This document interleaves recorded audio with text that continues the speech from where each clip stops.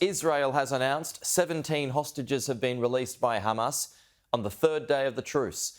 13 are Israeli hostages, while 3 are Thai nationals. 1 is a Russian-Israeli dual national. In return, Israel is releasing 39 Palestinians previously detained in prisons in the West Bank.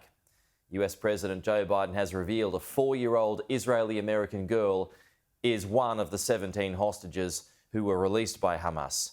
Abigail Edan was orphaned when her parents were killed by Hamas on October 7.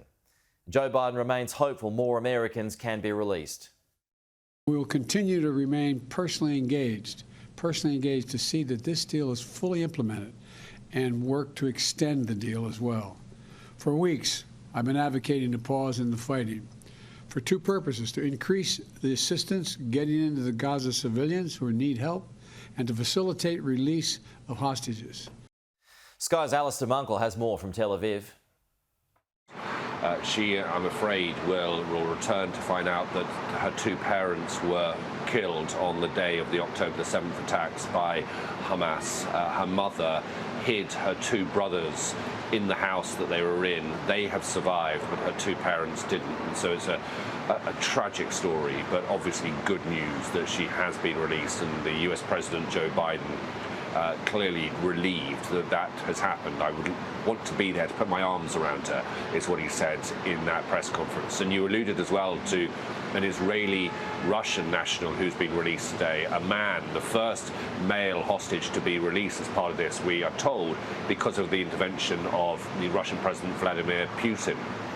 And the other thing to add is that I think the process today has been a little bit different from previous days. The majority of the hostages have come out through the border in central Gaza. Some, and I think we're talking here about predominantly the Thai nationals who have been released, have left via the Rafah crossing, which has been the usual crossing route for the hostages to take out of southern Gaza into Egypt and then across into Israel.